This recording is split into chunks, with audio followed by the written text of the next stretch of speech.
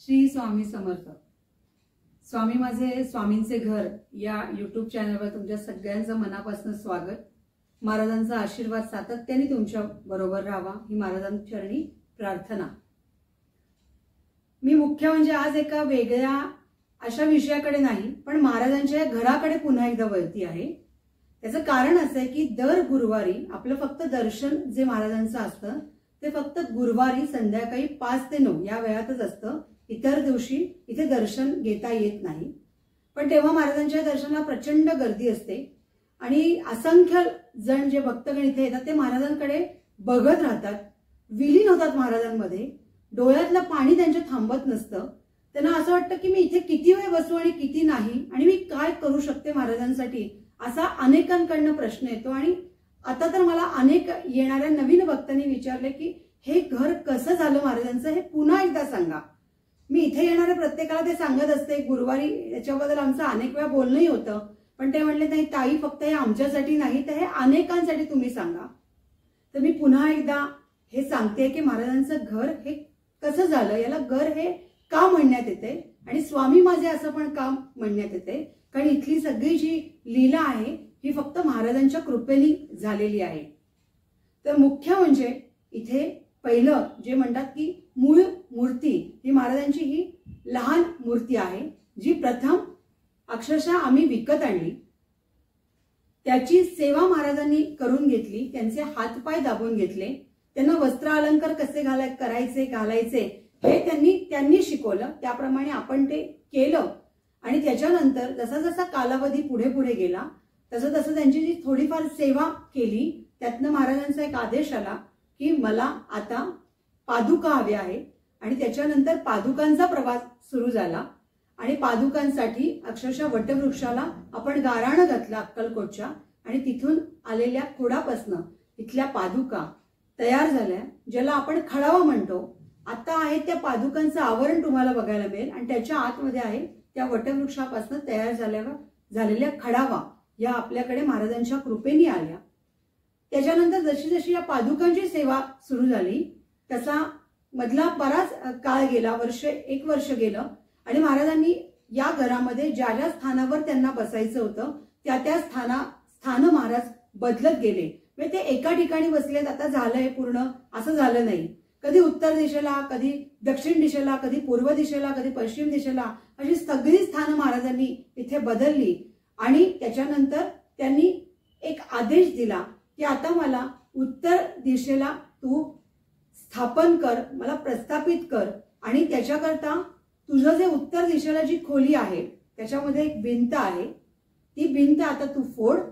त्या भिंतीच्या पलीकडे माझं पीजी होतं, म्हणजे मुली राहत होत्या इथे, 4 मुली त्या खोलीमध्ये राहत होत्या आणि माझं उत्पन्नाचं साधन चालू होतं त्या मुलींच्या माध्यमातून।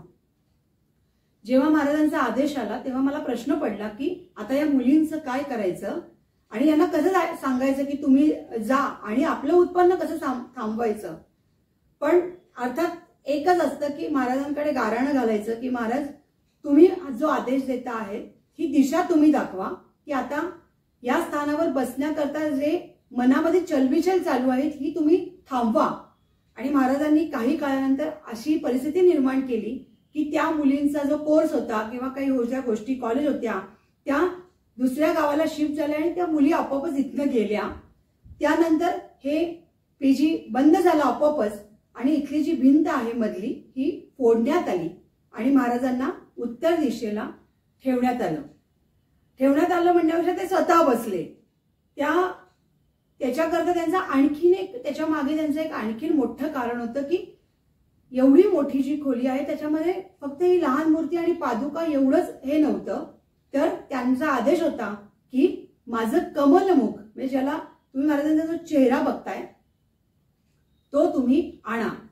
आता कमलमुख म्हटल्यानंतर प्रश्न असा निर्माण होतो की हे कमलमुख कशाचं करायचं, कुठल्या धातूचं करायचं आणि त्याच्यासाठी लागणारं आर्थिक गणित कसं निर्माण करायचं। तर महाराज जेव्हा एखादा आदेश देतात, एखादी गोष्ट करतात, त्याच्या पुढे त्यांनी त्यांची दिशा ही निश्चित केलेली असते। त्यांनी सांगितलं असतं की यापुढे तुम्ही कशा पद्धतीने जायचंय आणि तुमच्या प्रश्नाचं उत्तर महाराजांनी आपोआपच दिलेलं असतं। त्या जेव्हा कमलमुखाचा आदेश आला तेव्हा पुन्हा विचारांचा ओघ सुरू झाला की आता हे कमलमुख कसं करायचं. आणि आश्चर्याची गोष्ट अशी झाली की मी एकांना माझे भाऊ म्हणत होते आणि मला माहिती होतं की ते जे आहेत ते खूप आजारी आहेत, पण पूर्वीपासून त्यांचं या स्थानावर अत्यंत प्रेम होतं. आणि काही कारणांनी ते गेले आणि एक 10 दिवस झाले असतील. त्यांच्या मिसेस इथे आल्या. ती माझी फार बालपणीची मैत्रीण होती. तिने सांगितलं आहे की असं असं आता ते माझे मिस्टर गेलेले आहेत आणि त्यांनी सांगितलं आहे महाराजांची जी आज्ञा इथे येईल तेच आपल्याला करायचं आहे. आणि त्याप्रमाणे त्यांनी हे कमलमुख आपण करायचं असं एक त्यांनी सांगून ठेवलंय आणि त्याप्रमाणे या कमलमुखाचं काम सुरू झालं. त्याकरता पुन्हा आम्ही जेव्हा महाराजांचा एखादा आदेश येतो तेव्हा आम्ही अक्कलकोटला जातो, समाधी मठावरती जातो, महाराजांचं दर्शन घेतो.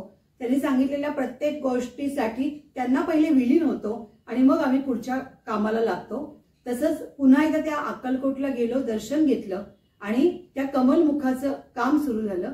आणि मागच्या वर्षीच्या 2023च्या प्रगट दिनाआधी हे कमलमुख तयार झालं आणि इथे महाराज कमलमुखाच्या रूपाने प्रस्थापित झाले.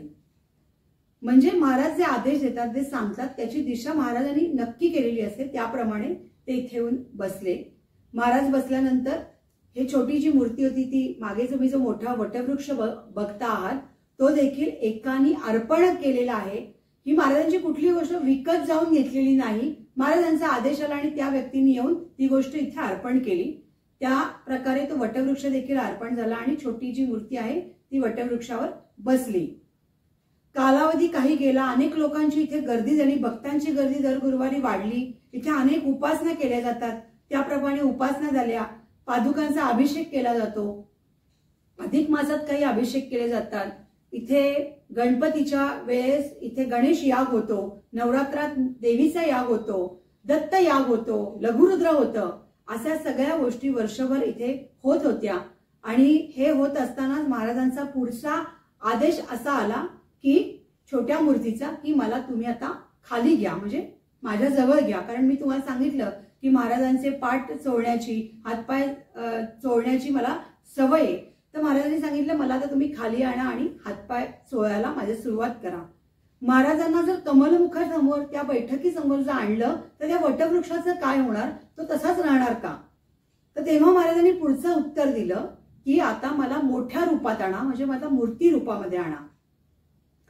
आता पुन्हा एकदा जेव्हा महाराजांनी सांगितलं तेव्हा परत एकदा मूर्तीचा शोध सुरू झाला की आता ही मूर्ती कशी करायची. अनेक मूर्तिकार पुण्यामध्ये शोधल्या गेले, अनेक ठिकाणी ते शोधल्या गेले आणि महाराजांनी ती एक दिशा निश्चित केली होती की ती मूर्ती कुठे असणार आहे आणि तुम्हाला कुठे जायचंय. जेव्हा ती दिशा कळली की या ठिकाणी ती मूर्ती आपल्याला जाऊन त्याविषयी बोलायचं आहे, तेव्हा परत एक प्रश्न निर्माण झाला की त्यांच्याशी बोलताना काय बोलायचे, पैसे आणि कसे जमा करायचे. तर महाराजांना परत आम्ही अक्कलकोटला समाधी मठावर गेलो, डोकं टेकवलं आणि मग त्या जे मूर्तिकार आहेत त्यांच्याकडे गेलो आणि काय माहित नाही महाराजांची लीला आगाध आहे. त्यांनी असं सांगितलं की मला देखील महाराजांच्या मूर्तीतनं, त्यांच्याकडे पण 9-10 फुटी मूर्ती आहे, तिथनं आदेश आला आहे की इथे माझ्याकडून ती मूर्ती अर्पण होऊ दे. आणि ती अर्पण झाली, त्यांनी ती स्वतः आणून दिली आणि इथे ती मूर्ती प्रस्थापित झाली. ही या प्रगट दिनाला म्हणजे 2024च्या प्रगट दिनाला ही मूर्ती महाराजांची आली.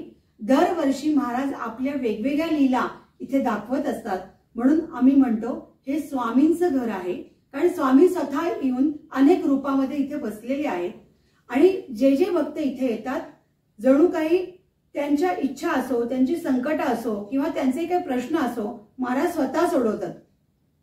इथे काही त्यांनी गोष्टी बघता आल्या आल्या काही गोष्टी सांगितल्या जातात की त्यांना हे सांग आणि मी माझ्याकडनं ते थोडंफार सांगितलं जातं. हे सगळं महाराज करवून घेतात. म्हणून मी नेहमी प्रत्येकाला सांगते इथे या आणि महाराजांच्या मूर्तीकडे बघा, कमलमुखाकडे बघा, महाराजांच्या पादुकांना डोकं टेकवा आणि तुमचं जे काही म्हणणं आहे ते महाराजांना डायरेक्ट सांगा. महाराज त्यातनं मार्ग काढणार. कुठल्याही भक्ताला ते दुःखी झालेले बघवत नाही, त्यांना कधीच बघवत नाही. तसं ते कुठल्याही भक्ताला दुःखात ठेवत नाहीत, त्यातनं त्यांना चांगला मार्ग दाखवतात आणि आयुष्याची दिशा निश्चित करतात. आणि इथे येणारे भक्त हे सातत्याने वारंवार इथे येत राहतात आणि स्वामी भक्तीमध्ये विलीन होतात। असं हे महाराजांचं घर आणि महाराजांच्या घरातली ही महाराजांची आगाध लीला, म्हणून याला म्हणतात स्वामी माझे स्वामींचे घर। तुम्ही दर गुरुवारी 5 ते 9 या वेळामध्ये इथे या। महाराजांची उपासना इथे असते, महाराजांचं काही पोथ्या इथे वाचल्या जातात, महाराजांची गाणी इथे म्हणली जातात, महाराजांच्या लीला सांगितल्या जातात, महाराज असतानाच्या काही कथा सांगितल्या जातात। 7 वाजता बरोबर इथे महाराजांच्या जेवणाची एक आरती होते आणि 7:15 वाजता महाराजांची महाआरती होते। आणि या महाआरतीचं वैशिष्ट्य असं आहे की ही आरती इथे येणाऱ्या प्रत्येकाला घेता येते, प्रत्येक जण महाराजांना आरती ओवाळतो। इथे किती गर्दी असो, प्रत्येकाने आरती इथे मिळते त्याला। महाराज कधी कोणाला या आरती विला ठेवत नाहीत। आणि त्याच्यानंतर इथे महाराजांच्या काही जर कोणाला आलेलं असतं की याला उपासना सांगतात, ती उपासना सांगितली जाते, काही प्रश्नांची उत्तरं दिली जातात आणि महाराज जो काही प्रसाद तुम्हाला देतात, आमटी भाताचा, खिचडीचा, शिऱ्याचा, असा इथे सगळ्यांना खाल्ल्याशिवाय सोडलं जात नाही। खा आणि आनंद व्यक्त करा, असे महाराज हे स्वामी आणि स्वामींचं घर। तुम्ही सगळेजण इथे या आणि महाराजांच्या मध्ये विलीन व्हा।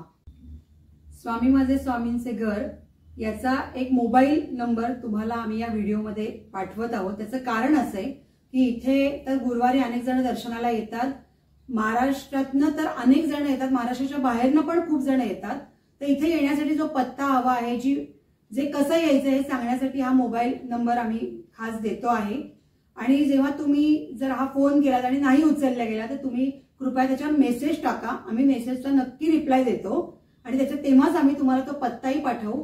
कारण आपली जी दर्शनाची स्वामींची दर्शनाची जी वेळ आहे ही फक्त गुरुवारी संध्याकाळी 5 ते 9 एवढीच आहे। तर तुम्हाला येण्यासाठी कुठली अडचण होऊ नये म्हणून हा मोबाईल नंबर आम्ही तुम्हाला देत आहोत। श्री स्वामी समर्थ।